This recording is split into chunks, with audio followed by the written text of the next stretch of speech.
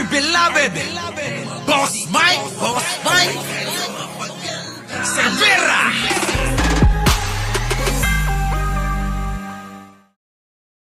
Magandang umaga, magandang hapon at magandang gabi sa amandako ng mundo. Naroon kayo. Siyempre, magandang buhay na rin para sa ating lahat. Ay, nako. Anyways, mga boss. Kita nyo naman ang ganda ni First Lady nung araw. Oh, mukhang artista eh.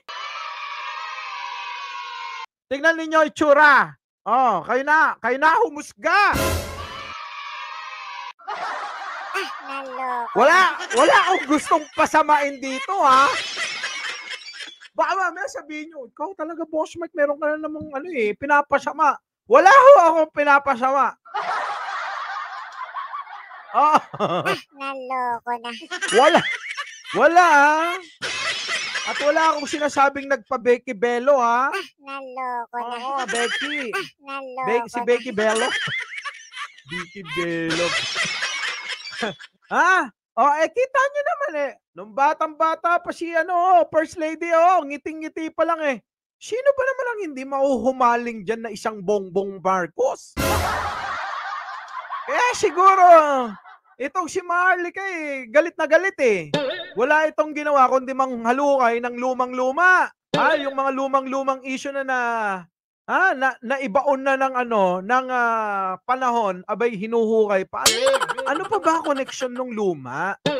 Ang natin ngayon, ang dapat nating tutukan mga kababayan, kung ano yung ating panghinaharap, yung kasalukuyang nangyayari at panghinaharap. At yung ating magiging kinabukasan. Hindi yung lumang-luma na yung nanay mo katulong lang. Ano naman? Kahit pulubi pa yan nung araw, ano naman? Diba? Anong masama doon? Oh, hindi ko pinaghahambing yung dalawa, ha? Nakita ko lang to, sinishare ko lang sa inyo. Diba? Kanya-kanya naman tayo ng mata at opinyon. Naloko na. Bakit sabi ni Maharlika kay pangit-pangit daw ni First Lady. Kaganda-ganda. Kita nyo naman, smile pa lang eh. Sino ba naman ang mga boss? Sino ba naman ang hindi lilipas ang ganda? Pero makikita nyo naman si First Lady hanggang sa ngayon. Si First Lady, bakas pa rin. Yung kanyang gandang babae. Di ba? Oo, wala akong sinabi. Wala akong sinabing pangit si ganyan. Wala akong sinabing masagwa si ganyan. Wala akong sinabing kahit na ano. Si First Lady lang ang sinasabi ko maganda rito, ha? Naloko na. Di ba? Si Maharlika, walang ibang ginawa yun kundi pintasan ng pintasan itong unang ginang, mga boss. Kaya naman naisip ko, ipakita sa inyo ito.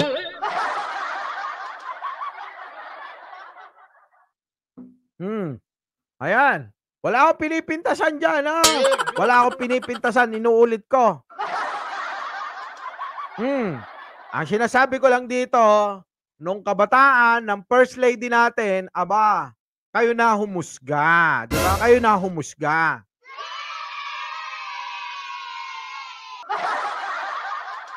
Eto na. Umpisa na natin ang laban. Naku! Naloko na. Kung labanan lang. Kung labanan lang ng pagandahan, kumpara dito. Kumpara dito. Dito, hindi dito sa kaliwa. Hindi rito sa kaliwa, hindi rito sa kaliwa. Naloko na. Mga boss, wala akong sinasabi, Kung sa ngayon, may itso-itsura si Sarah ngayon, mga boss. Ang tinutukoy ko lang dito, mga boss, etong si First Lady, thank you naman, Boss Tiday. Thank you, Eto, si First Lady. napakaganda talaga nung kabataan at makikita nyo naman sa mga anak nila, di ba? O kung ano resulta ng itsura, di ba? Yun! Huwag kayong itsosero dyan. Huwag kayong itsosero lahat dyan. Alam ko, iniisip nyo ha. Oh, ganda ni First Lady. Kasi eto okay na tayo dyan ha. Ito na, ito yung namimintas. Papakita ko sa inyo kung sino naman yung namimintas. Sino kaya yung namimintas? Wala lang iba. Sino pa? Eto. Nagmura pa. Eto na alam nyo, si Maharlika, wala na, desperado na to. Ako na nagsasabi sa inyo, desperado na si Maharlika. Kaya kung dati makikita nyo dito, mga boss,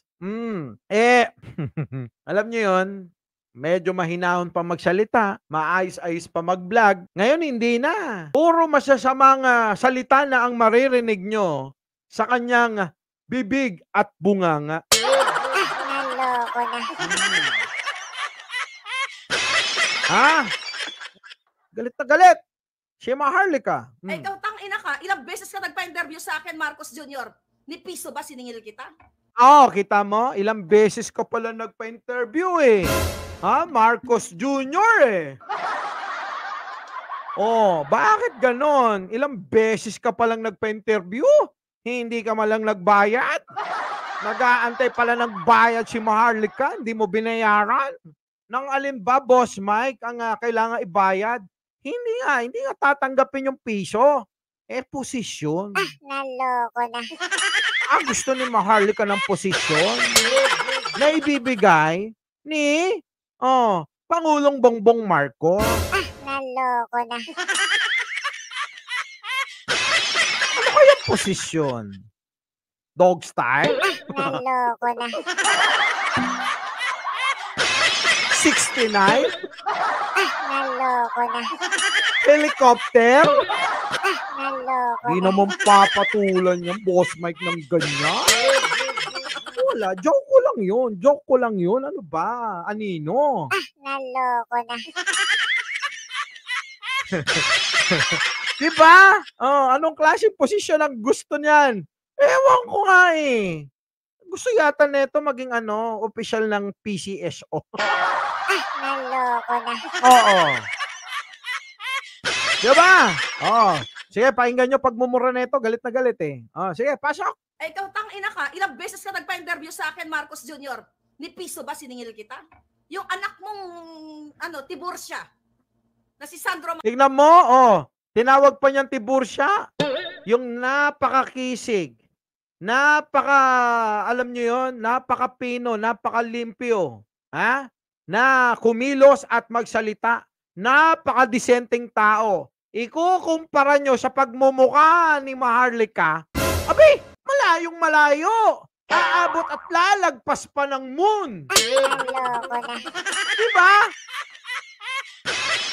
Mahiya ka naman, Maharlika. Grabe, pintasan ba naman si Sandro? Ang gwapo. Diba? Kamukha ni Apollo kayon, sabi mo yan noon. Sabi mo nga dati, eto na papalit kay Apo Lakay. Di ba? Bakit ngayon? Ginagaya mo na si Banat Bay, piling gwapo din. Naloko na. Di ba? Akala mo ang gwapo-gwapo ni Banat Bay no? Mukha namang suso. Naloko na. Di ba? Mukhang suso. Kung pintasan si Sandro, tawag-tawaging Charis. Naloko na. Eto naman, kung ano, tawag Tiburcia. Pambihira, iisa kayo ng linyahan ni ni Banat Bay. Di ba? Naloko na. Talaga, Maharlika. Alam nyo, mga kababayan, dito nyo mahuhuli itong si Maharlika kung paano paikot-ikutin ng mga bobo. Naloko na. At yung mga bobo naman, syempre mga bobo nga di ba? Syempre kahit etya siyang balita at sasabihin, maniniwala ang mga nuknukan ng mga tanga at bobo. Naloko Di ba? na. Sige, ibuko na natin. Ibuko na natin ang kasinungalingan na naman ni Maharlika. Naloko na. Sa totoo lang, Maharlika, ayoko tong gawin. Kaya lang talaga, labis na labis ka na. Naloko na. Para sa inyo tong lahat, makinig kayo. Pasok! Eh, ikaw ina ka, ilang beses ka nagpa-interview sa akin, Marcos Jr. Ni Piso ba siningil kita? Yung anak mong, diborsya, na si Sandro Marcos, nagpa-interview kayo sa akin. Siningil ko ba? Ay! Ayan sige, pasok. Pasok daw. Nagpa-interview daw sige, pasok. Sino kaya? Totoo kayo sinasabi nito? Na ang lalapit sa kanya ay ang Pangulong Bongbong Marcos, ang Madam Lisa, First Lady Marcos, at si Sandro Marcos, congressman. Naniniwala ba kayo doon? Na sila ang lalapit para magpa-interview dito? Pasok. Tuloy mo. Kayo? At sinabi niyo ba sa akin na, Maharlika, huwag niyo na ako interviewin kasi Amerikana ka. Hindi ka pwede makialam. Nung pinakinabangan niyo, mga kababayan, pinakinabangan niyo, ang bunganga ko. One week later, pinakinabangan daw yung bunganga niya. Pinakinabangan daw yung bunganga ni Maharlika. Naloko na. Bullshit Napaka-bullshit. One week later, ano? Ang pinakinabangan nyo, mga kababayan, pinakinabangan nyo, ang bunganga ko. 1 week later. Sinabi ko sa kanya noon, sabi ko, madam, mag-interview tayo, chika-chika, ganon. Ay, naku, sabi niya, Maharlika, si Bong na lang, dun, sabi niya. Ikaw pala ang may gusto Ikaw lumapit Naloko na. Bakit sinasabi mo ngayon? Naloko na. Bakit sinasabi mo ngayon? Sinasabi mo na kailangan bayaran ka. Na hindi, Diyos ko. Panoorin nyo ng buo. Eto na. Sa bagay, nakapost na ito. Sige. Eto na. Panoorin nyo ng buo. Huwag ka magsalita kasi Boss Mike para maintindihan nila maigi. Alam nyo naman bayad yan. Naloko na. Ikaw, ina ka, ilang beses ka nagpa-interview sa akin, Marcos Jr. Ni Piso ba siningil kita? Yung anak mong, tiborsya, na si Sandro Marcos, nagpa-interview kayo sa akin. Siningil ko ba kayo? At sinabi niyo ba sa akin na, Maharlika, huwag niyo na ako interviewin kasi Amerikana ka. Hindi ka pwede makialam. Nung pinakinabangan niyo, mga kababayan, pinakinabangan niyo, ang bunganga ko.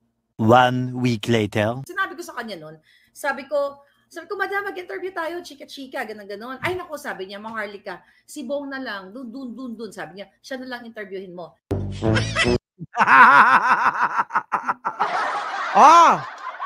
Kayo na bahala. Kayo na bahala rin humusga dyan. Kasi napapagod na kaming kaka-explain. Naloko. Diba? Kaka-explain. Kakapakita ng mga kasinungalingan nila. Pare-pares mga yan. Puro mga sinungaling. Diba? Yes. Anyways. Muli, Mike Cervera po. Laging nagpapaalalang, mahalin natin ang ating kapwa. Ipagdasal natin lagi ang ating bansa. Magandang umaga, magandang hapon at magandang gabi. Sa mandako ng mundo, naroon kayo. Siyempre, magandang buhay na rin para sa ating lahat. Sa mga hindi pa nakakapag-like, share, and subscribe. Ano po mga boss?